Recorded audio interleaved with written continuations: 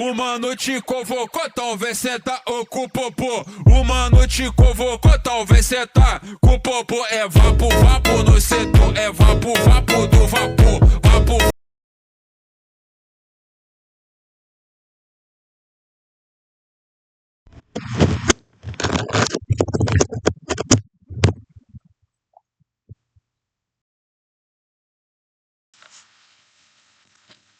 Hello?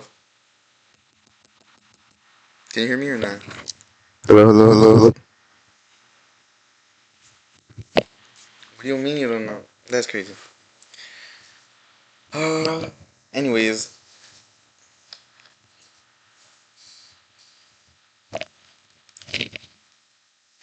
Hold on. Vapo no setor, é vapo, vapo do vapor. Vapo, vapo do vapor. Vai tomar vapo do vapor. Vapo, vapo do vapor. Vai tomar uma noite convocou, talvez senta ou com o popô. Uma noite convocou, talvez senta com o popô. É vapo, vapo no setor, é vapo, vapo do vapor. Vapo, vapo no setor, é vapo, vapo do vapor. Vapo, vapo no setor, é vapo, vapo do vapor. We're about to begin. And they thems and she's sashimi. No offense. That was not meant to mock anyone or anything. It was just a little thing. Alright. Alright guys. Sorry, it's because I'm really new to this. But not that new, but I'm new. And support a new stream.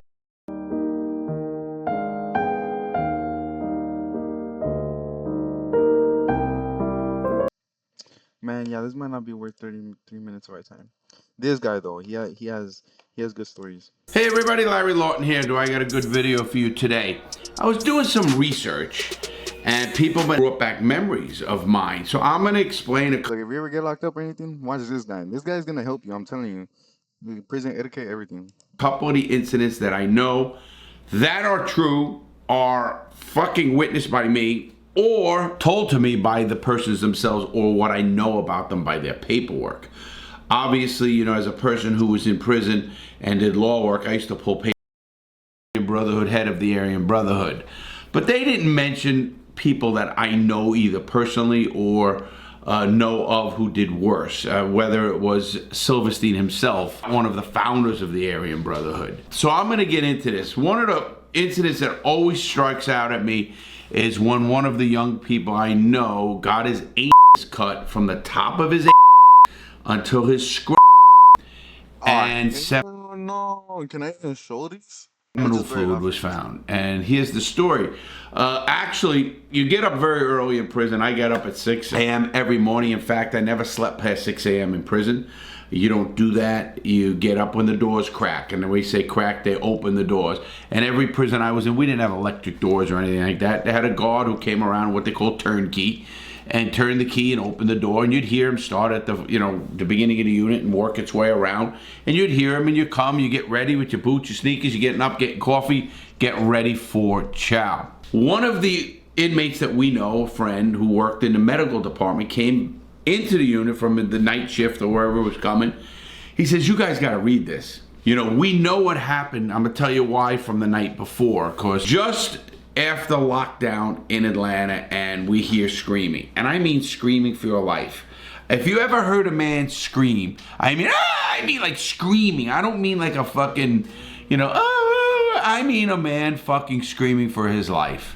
Now, the tier is locked down, so we can't get up there. We can't get out. We can't get to where this person is to help him. You know, you can't. Your door's locked. This is what the thing about jail and prison, bro. You're controlled, bro. You're at the mercy of the inmates and of the guards, bro. And the guards do not care about you in there. I'm telling you, they do not, bro. You're just a number to them. You're just a number in the end. Honestly, don't ruin your life. Don't do nothing to them. He's a lock. You hear, you see the guards come running. You know it's a friend of yours up in the cell. And we didn't know what was going on, obviously. And so all of a sudden, we go to bed, things come out. You're watching out the window. You're looking out the window. But we didn't see anything at this time because they didn't take him down to my area. They didn't. They took him down to another area. So here we are watching this whole situation, screaming, everything else. Next thing you know, we get up in the morning, you get up. Actually, I saw... Wait, do you guys think he gets like flashback? Because he was once in prison, right? He was in max security prison. He was a jeweler thief. I don't know if you guys know of him. But bro, do you think he gets flashbacks? Imagine just being in prison and you'll hear like people screaming for their life at night. And I'm pretty sure that's not his first experience either. Wait, hold on. I think my cat's coming over here. Nah, he's trying to eat the food. crime scene tape up at that door. Still can't get up to that area. And I see crime scene tape, yellow tape across the door of the cell. Didn't think anything of it, couldn't get up there. We go, the guy, get up. The guy comes from the medical department. He says, you got to read this. And it has in there inmate's name. And it says inmate's name. And then it says, was cut with a sharp... was cut with a sharp object from the top of his until his die. We know he was taken to the outside hospital. Sure enough, he fucking never saw him again. We never saw him again. But think of that. I still, to this day, hear those screams. And sometimes I have nightmares. You know, I can That's what I was saying. Like, bro, what do you even do, bro? I'd be scared as hell. admit how fucked up my head sometimes gets from some of the stuff I've seen and witnessed. And that is an incident that is like, I mean, like, thinking about that. You know, often I used to get when I tell stories or speak at groups, people would say to me, well, why would they do that? Don't they want to tight if you're going to have to explain to everybody that is not a crime of sex, it's a crime of violence. In fact, when I did get up to see that cell area, you could see blood on the bunk. I mean, you want to talk about just a gross thing to do. Talk about a warning to not go to prison. And, you know, even though the person didn't die, it was one of the worst, you know, ones that I remember and I hear, and it affects me in some kind of way. So that's just one. Now, another... I mean, that's what I seen. I mean, that has to have a mental toll on you. Like, it sounds like he can almost... Another one. And he was describing it. this happened by guards. Again, not a death, but I'm going to get into some... By guards, bro. My gosh. The system's corrupt, whether you're in it or out of it. I says, but you know, sometimes I worry myself about snapping. Sometimes I think that, you know, I got to catch myself from getting mad or, you know, doing something when I hear about somebody picking on somebody or something. I hate that. I think that's the worst thing anybody can do, is pick on somebody who is not able to defend themselves. You know, I wore this shirt for that because I don't believe in bad people, but I believe in bad choices. Some of the people here are just straight bad. But in this next incident, it was when I was in the hole, and I tell these stories, so you might have heard the story, but this is collectively what I think of, is I was in the cell and I heard the guards literally snap a guy's leg like it was a fucking piece of wood. And you know, you heard him come in. Bro, you do not want to be in a place like that. Well, obviously, right? Like a piece of wood, that's so messed up. It's what they call the goon squad comes in. At that time, they didn't cover the window. Someone clipped that. That was funny as hell. What was it? They used to cover the windows after that. You know, they cover the windows with a piece of like magnet. And sure enough, I hear them come into the goon squad. And, you know, they're getting ready. So everybody in the whole tier is up on the fucking door. This is in the hole. And we're all up looking and trying to look. And if you got, you know, you got a cellie, because sometimes in the cell hole you sometimes get cellies. And, you know, you're both trying to look. One's the taller one. You're looking out the window. You're listening. You're hearing stuff. Now, this is happening in the cell next to us. So you want to talk about right there. You know, the goon squad's all around. I mean, you're just watching them. First, you know, they come, cuff up, because they did this to me. Cuff up, no, you don't cuff up, everything. Then once the goon squad, everybody comes, from the case manager, which is your case manager, then the unit manager, then the captain eventually comes and says, this is going to be your last warning. Captain's always the last one, head of security of a prison. This is the last one. I'm warning you.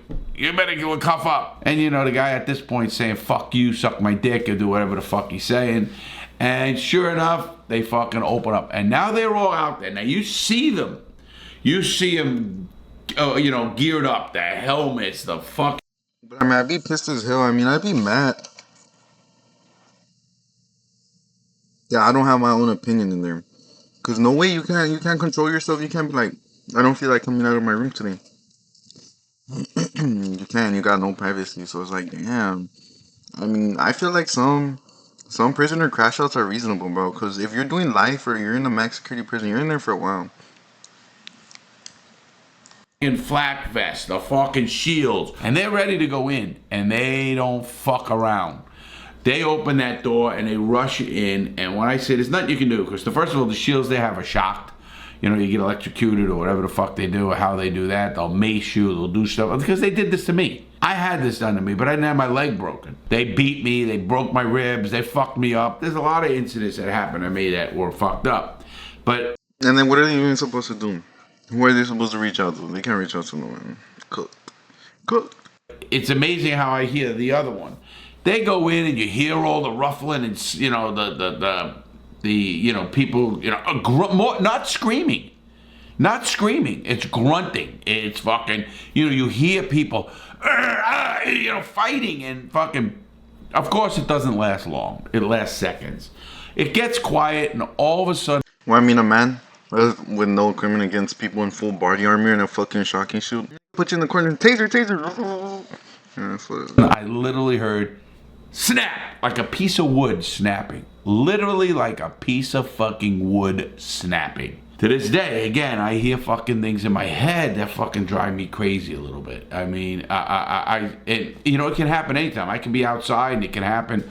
Matter of fact, I actually broke a piece of wood myself to do something. And then wow, look at this. I just got a whole fucking chill down my fucking arm. Oh my God. Holy fuck. Anyway, hearing this, and then I'm still at the door. Now the medic comes in, the guy comes in, they come in with a gurney.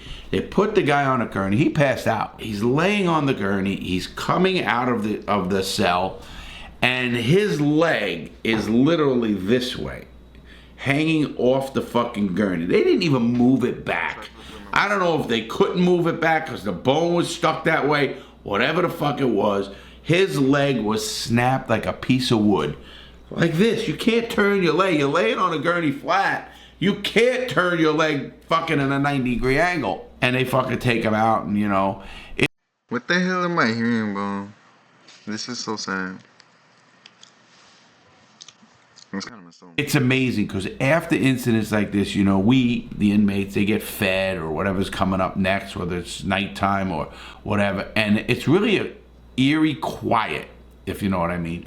It's like an eerie quiet. You want to say, fuck yourself, motherfucker, you scumbag. Now, it wasn't the guards that were on the tier. I gotta say that. And again, there's always some good guards. This was done by the goon squad, the people that don't give a fuck.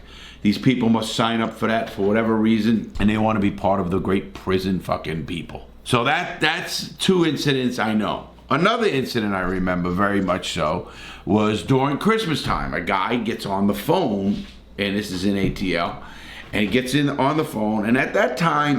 Alright, we're gonna change the story already. Oh yeah, because that one was cool. That one was crazy though. Snap didn't have like a piece of wood.